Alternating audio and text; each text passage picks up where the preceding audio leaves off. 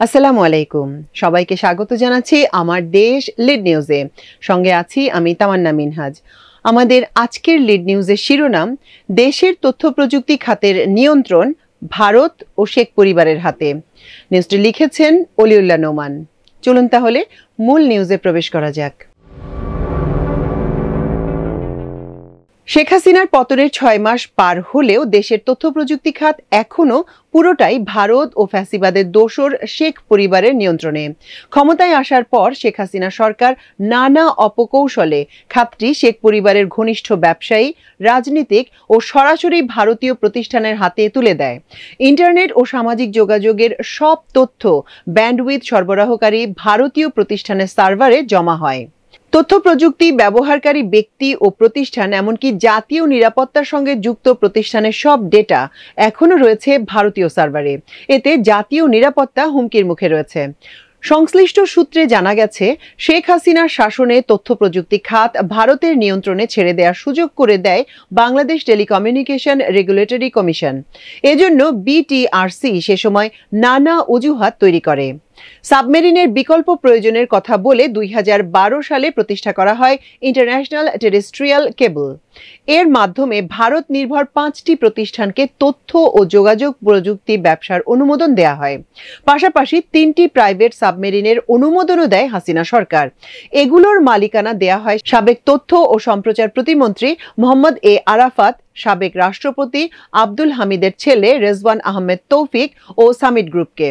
Company 3টিকে ব্যবসা পরিচালনার অনুমোদন দেয়া হয় 2042 সাল পর্যন্ত।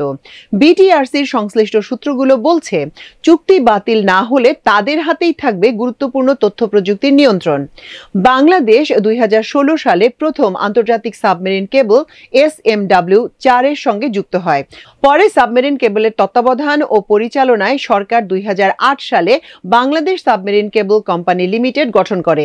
বর্তমানে এটি বাংলাদেশ সাবমেরিন কেবল PLC হিসেবে পরিচিত। সূত্র বলছে, তথ্য ও যোগাযোগ প্রযুক্তি সেবায় বিদ্যমান সাবমেরিন কোম্পানির যথেষ্ট সক্ষমতা ছিল। শুধু ভারতকে এ ব্যবসা নিয়ন্ত্রণের সুযোগ করে দিতে বিকল্প সরবরাহকারীর অজুহাত তোলা হয়। শেখ হাসিনা ক্ষমতায় আসার পরপরই বিকল্প ক্যাপাসিটি সরবরাহকারী তৈরি করার নামে 2012 সালে বিটিআরসি নতুন 5টি প্রাইভেট অপারেটরকে লাইসেন্স দেয়। এগুলো ইন্টারন্যাশনাল টেরেস্ট্রিয়াল কেবল অপারেটর হিসেবে পরিচিত। এগুলো সাবমেরিনের সঙ্গে যুক্ত না হয়ে শুধু ভারত থেকে ব্যান্ডউইথ সরবরাহ করে। আইটিসির আওতায় রয়েছে Fiber at Home, Summit Communications, Novocom, One Asia Alliance Communication, BD Link Communication এবং ম্যাঙ্গো টেলি সার্ভিসেস। আইটিসি নিয়ন্ত্রিত সব প্রতিষ্ঠানই ভারতের বিভিন্ন টেলিকম কোম্পানির কাছ থেকে ব্যান্ডউইথ আমদানি করে।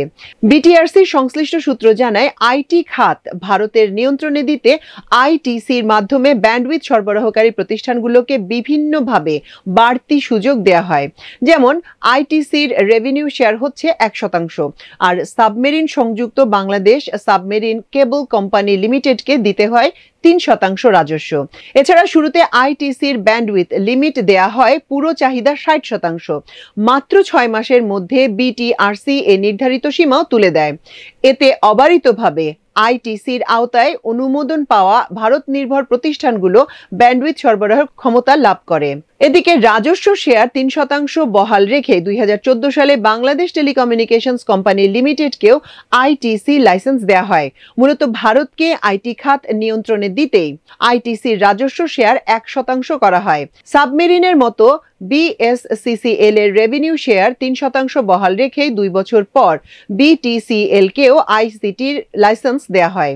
অন্যদিকে 2017 সালে বাংলাদেশের দ্বিতীয় সাবমেরিন কেবল SMW-5 এর সঙ্গে সংযুক্ত হয়।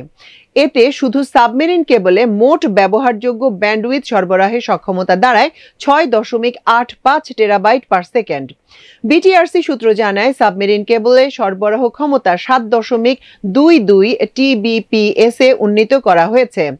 দেশে মোট চাহিদার মাত্র 6.2 TBPS।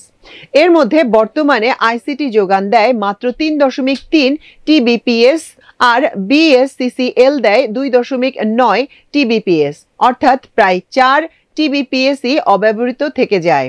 আইটিসি ও সাবমেরিনের ব্যান্ডউইথ আমদানি খরচের মধ্যেও রয়েছে ব্যাপক ফারাক। বিএসসিসিএল 7.2 টিবিপিএস ব্যান্ডউইথ আমদানির জন্য বছরে খরচ করে প্রায় $4 মিলিয়ন। অন্যদিকে ভারত নির্ভর 4.5 টিবিপিএস এর জন্য আইসিটির খরচ পড়ে প্রায় $40 মিলিয়ন। বিটিআরসির সংশ্লিষ্ট সূত্র জানায়, ভারতীয় কোম্পানিগুলোকে সুযোগ দিতে কৌশলে আইসিটির অপারেটরদের চেয়ে বিএসসিসিএল এর ব্যান্ডউইথ সরবরাহের দাম বেশি রাখা হয়। এতে সেবা গ্রহীতা ও স্থানীয় খুচরা অপারেটররা ভারত নির্ভর আইটিসিগুলোকেই বেছে নিত। এরকম নানা অপকৌশলের আশ্রয় নিয়ে শেখ হাসিনা সরকার পদ্ধতিগতভাবে ভারতের ব্যান্ডউইথ ব্যবসার জন্য অবারিত সুযোগ করে দেয়। আইটিসির মাধ্যমে যুক্ত হওয়ার সুযোগ পেয়ে ভারতও পিছিয়ে থাকেনি। ভারতীয় তথ্য প্রযুক্তি ব্যবসায়ী প্রতিষ্ঠানগুলো সীমান্তের কাছাকাছি অনেক ডেটা সেন্টার তৈরি করে। এই ডেটা সেন্টারগুলোর সার্ভারের মাধ্যমে কন্টেন্ট প্রোভাইডারদের ক্যাশ সার্ভার হোস্ট করা হয়। এর মধ্যে রয়েছে গুগল, ফেসবুক, ইউটিউব, ক্লাউডফেয়ার ইত্যাদি বড় মাল্টিন্যাশনাল সামাজিক যোগাযোগ অ্যাপসগুলো। এসব অ্যাপ ব্যবহারকারীরা আইসিটি হয়ে ভারতীয় ক্যাশ সার্ভার থেকে ব্যান্ডউইথের মাধ্যমে কন্টেন্ট পেতে সাবমেরিন কেবলের তুলনায় সময় কম লাগে।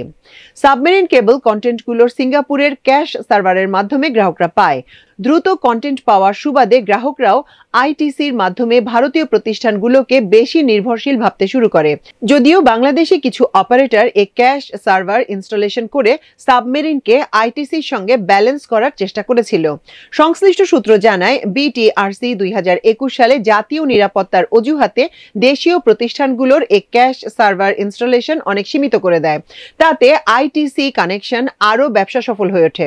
সূত্র জানায়, 5 আগস্ট শেখ হাসিনা সরকার পতন ও পালিয়ে ভারতে চলে যাওয়ার পর বিটিআরসি 2024 সালের ডিসেম্বর মাসে বাংলাদেশি প্রতিষ্ঠানের ক্যাশ সার্ভারের উপর থেকে নিষেধাজ্ঞা আপাতত তুলে নেয়। একই সাথে আইসিটির ব্যান্ডউইথ আমদানির চাহিদার 50% কমিয়ে দিয়েছে। ভারত থেকে ব্যান্ডউইথ আমদানির ফলে আইসিটি নির্ভর ইন্টারনেট যোগাযোগ আড়ি পাতার সুযোগ রয়েছে ভারতের। চাইলে যে কোনো সময় ইন্টারসেপ্ট বা আড়ি পাততে পারবে। আঞ্চলিক রাজনীতির কারণে এ সুযোগ বাংলাদেশের জন্য খুবই ঝুঁকিপূর্ণ বটে।